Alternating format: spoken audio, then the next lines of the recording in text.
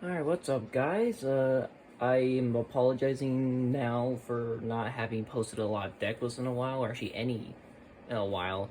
When I tested that Tempai stuff, it did not work out. It's just way too bricky, way too gimmicky, and way too win more. So I stopped. I just kept playing meta for a while. Was playing Mitsurugi Ryzel. Got first a couple of times, but didn't want to post them because it's the same list everyone else has already posted, so I didn't care to. Today, though, I have a Sky Striker list that got me first place at a Justice Hunter double box tournament. And I wanted to share this because, one, it was unfortunately meant to be, it was played in pre-Justice Hunter. Justice Hunter cards were not legal. And this deck was built to play into that format rather than play without it. So it was more of a miracle that I got first place today. So because of that, and because it's meant to play for the next format, I wanted to share it with you. So here we go.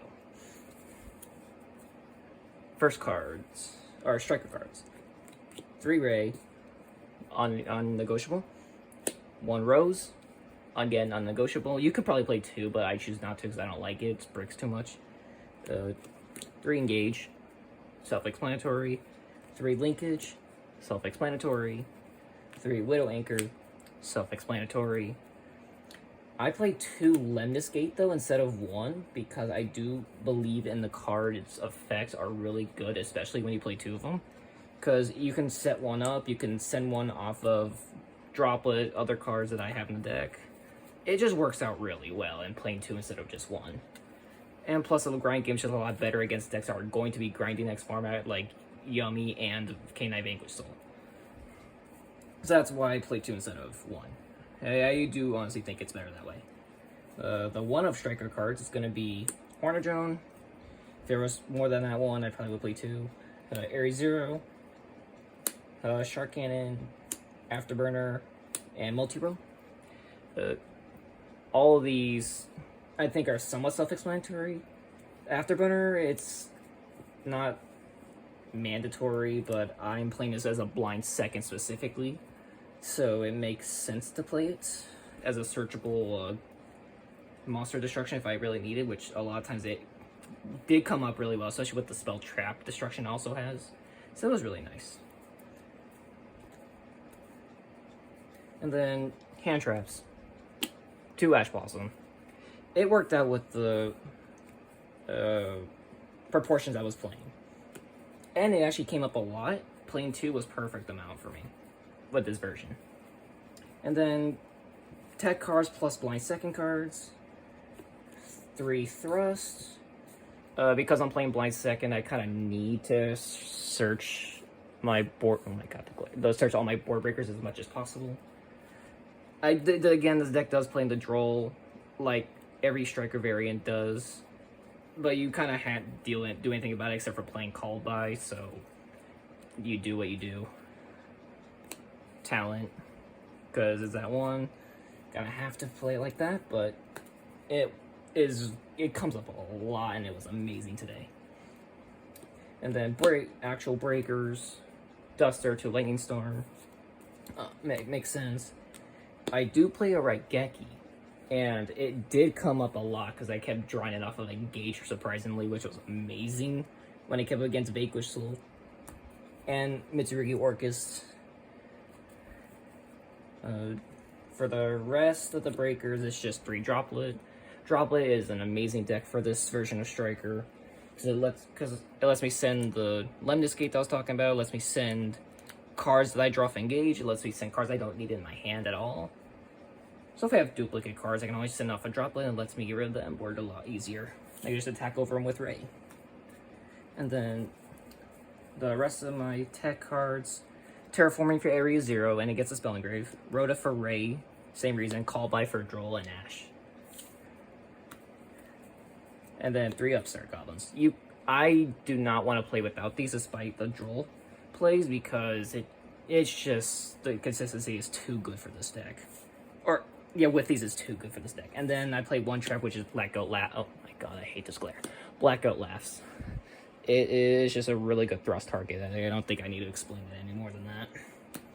If I force to go first, it's really good. Okay, and then we'll go on to extra deck. One Kaina, one Hayate.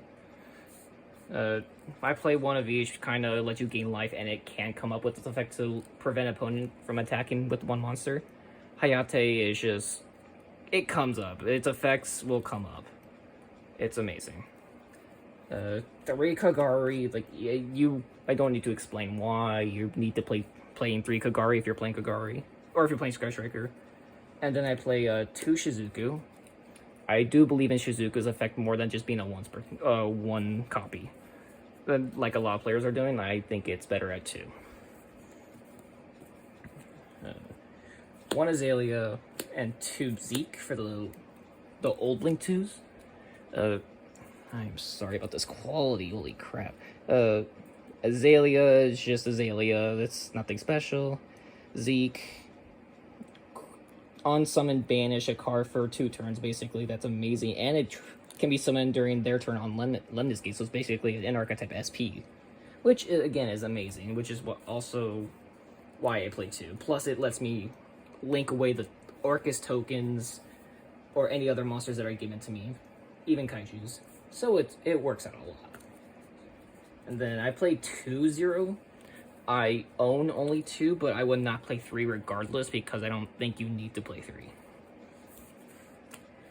And then and then Azalea Temperance, because if it comes up, it comes up. Didn't today at all, but it's there if I need to. And then Typhon and SP. Don't think I need to. Well, I mean, next year I can play Typhon. It works. It's always going to be good at whenever there's high attack cards. SP is just SP. And it's because I'm playing linkage at 3. It will never stay there unless I wanted to, which is almost never. So it's always, I only make it when I have leakage most of the time, so it's chill. And then we're gonna go side deck. I go Hamp, Lunalight, and Ryzeal.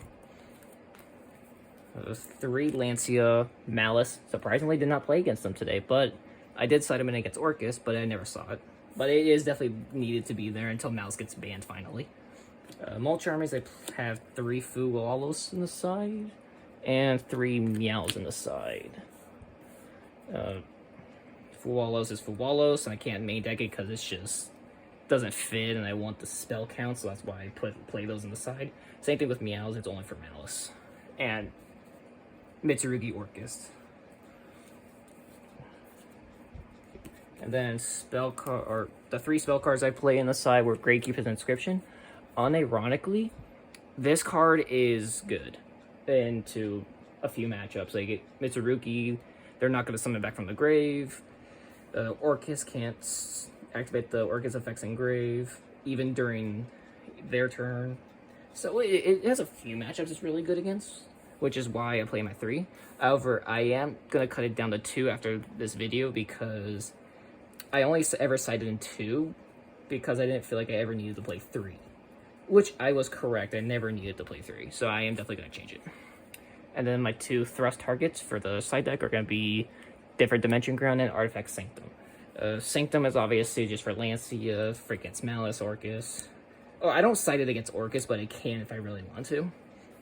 And Different Dimension Ground, Mitsurugi, Ryzeal, K9, Vanquish Soul for the grind game off of the Link 1. Prevents them from getting all the attributes that they really want, or it makes it harder to, which is pretty good sometimes. And one other matchup, I can't remember the name of it. There's one other matchup it's good against. Oh, Yummy.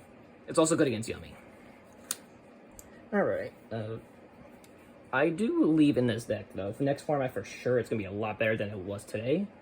I do believe it's going to be a lot easier to top with it next format due to how many board breakers are going to be good next format rather than hand traps. But there's always subject to change, and we'll see how it goes.